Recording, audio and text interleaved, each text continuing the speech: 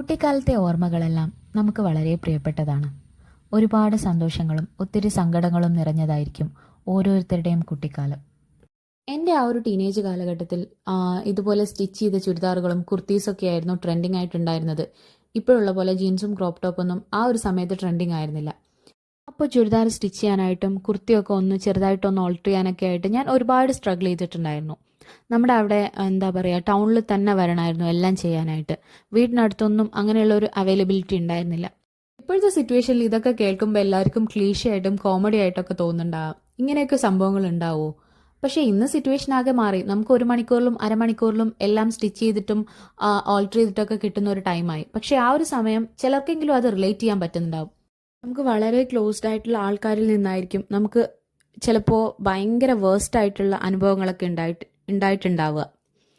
അപ്പോൾ അത്രയൊക്കെ ഉള്ളൂ കേട്ടോ ഇന്നത്തെ വീഡിയോ. ഇന്ന്